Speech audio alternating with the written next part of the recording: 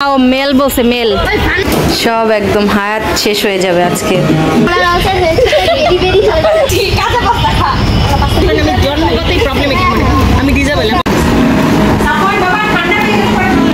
লক্ষ্মী পায়ের ঠেলতে হয় না, এরকম একটি প্রবাদ রয়েছে। ঠিক সেই চিন্তা ভাবনা থেকে আজকে বের হয়েছি বেড়াতে যাওয়ার জন্য, কারণ বেশ মাসখানেকের উপর থেকে দাওয়াত দেওয়া হচ্ছে, কিন্তু বিভিন্ন ব্যস্ততার কারণে দাওয়াত গ্রহণ করছিলাম না। অবশেষে হঠাৎ করে ডিসিশন নিয়ে ফেললাম বারবার দাওয়াত ফিরিয়ে দেওয়ার থেকে একবার গিয়ে জাস্ট ঘুরে আসি অল্প কিছু সময়ের জন্য। প্রথমবার যাচ্ছি, তাই খালি হাতে গেলে তো চলবে না, তাই না? সেজন্য বাসা থেকে বের হয়ে চলে এসেছি দোকানে। এখান থেকে জোয়ানা সাফানের পছন্দ অনুযায়ী কিছু নিয়ে নিলাম।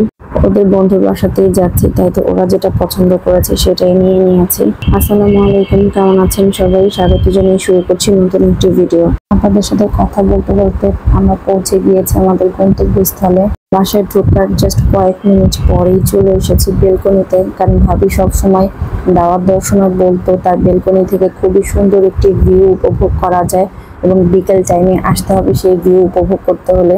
তো বিকেল টাইমে যেহেতু এসেছি, সেই ভিউ আর মিস করতে চাচ্ছিলাম না, আপনাদের সাথেও শেয়ার করছি। দেখুন চমৎকার একটি ভিউ, বেলকনি থেকে দেখে শান্তি পাচ্ছিলাম না, তাই নিচে চলে এসেছি।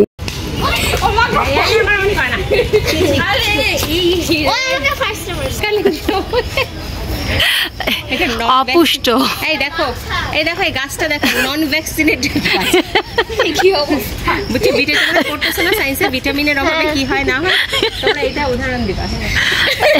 গাছের ইয়েগুলো সব আমরা যখন আসছি তার ওরা রাউটার হয়েছে বেরি বেরি হয়েছে, তাহলে কুইক হয়ে গেছে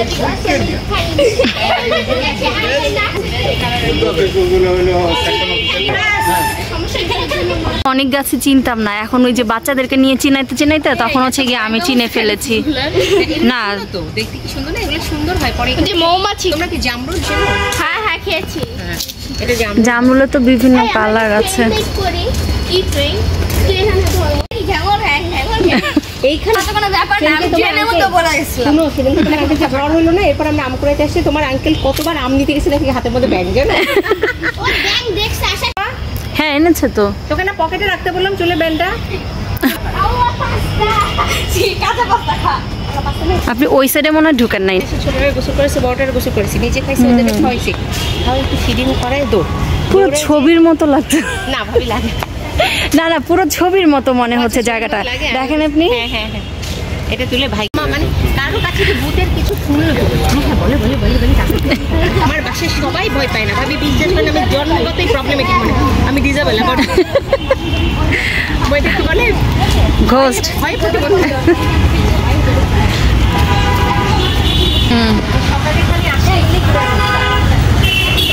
এখানে দেখবেন কেউ নেয় না, হ্যাঁ একদম পড়ে থাকে। আমার ওই সাইডে আছে তো কয়েকটা এরকম। মাঝের লেক, লেকের এক সাইডে বসত বাড়ি এবং আর এক সাইডে পার্ক।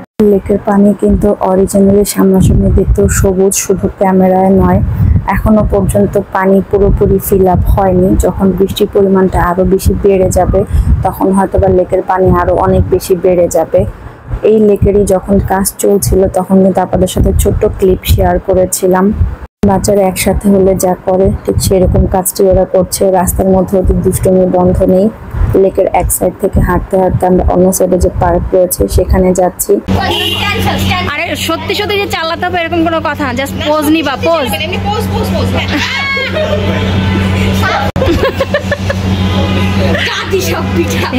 একটু পরে পার্কের ভেতরে ঢুকছি। পার্ক লেক, লেকের পাশে পার্ক।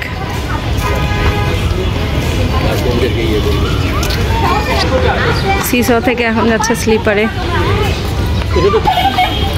আস্তে, এগুলো কিন্তু অনেক স্লিপারই হবে সাফওয়ান। একটু পানি ঢেলে দে এই সাইড থেকে। একাই নামো?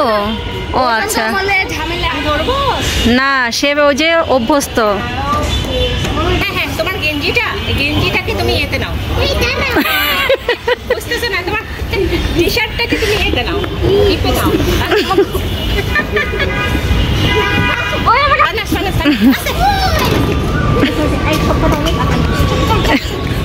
এই জায়গাটা দেখতে কিন্তু যে কক্সবাজার ঝাউবনের মতোই লাগছে।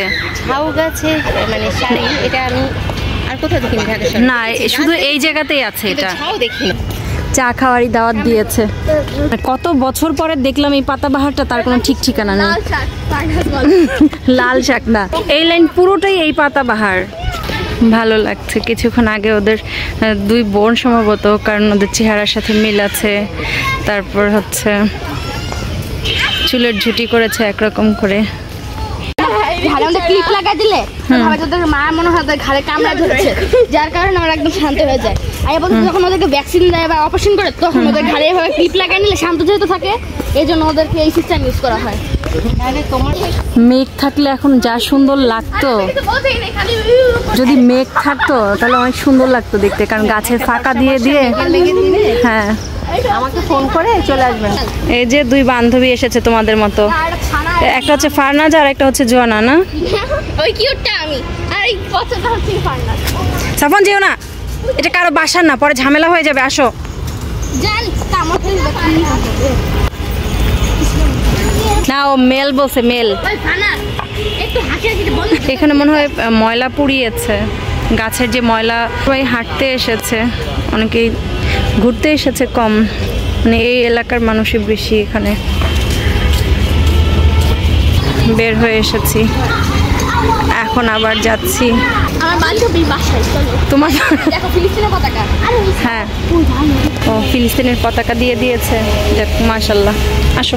কি হয়েছে আবার?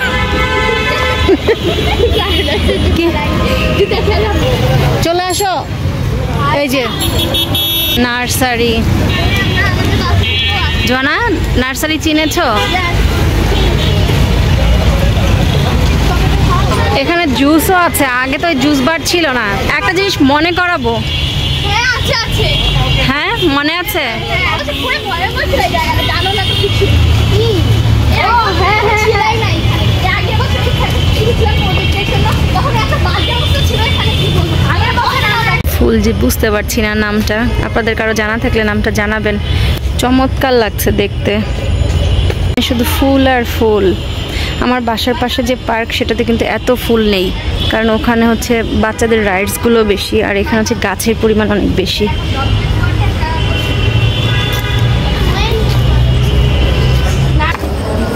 তাহলে তো বাসা থেকে পানির বোতল নিয়ে বের হলে ভালো হতো, যে অনেকেই ঘুরতেও এসেছে। এরা কিন্তু ঘুরতে এসেছে, মানে এই এলাকার বাইরে। এটা হচ্ছে পকেট গেট না, এই সাইডের পকেট গেট। এটা কি সবসময় ওপেন থাকে ফারনাজ? এটা কি সবসময় ওপেন থাকে? এই জন্য তো মশার পরিমাণটা বেশি না? হুম। বলো, তুমি কি খুশি হয়েছো? তুমি খুশি হয়েছো? একটুও খুশি হওনি? বাইকের হ্যাঁ ওই যে ভালোই বলেছো।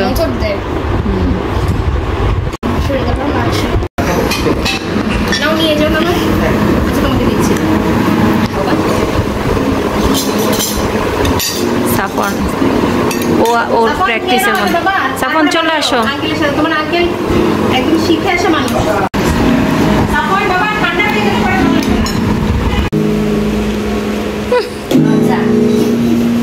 আর কি হলো? সব একদম হায়াত শেষ হয়ে যাবে আজকে।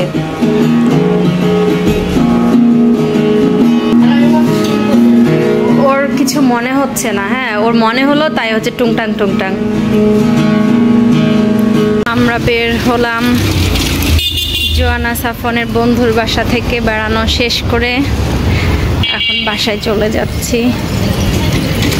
ভালো থাকবেন সবাই, আজকের মতো বিদায় নিচ্ছি। আল্লাহ হাফেজ।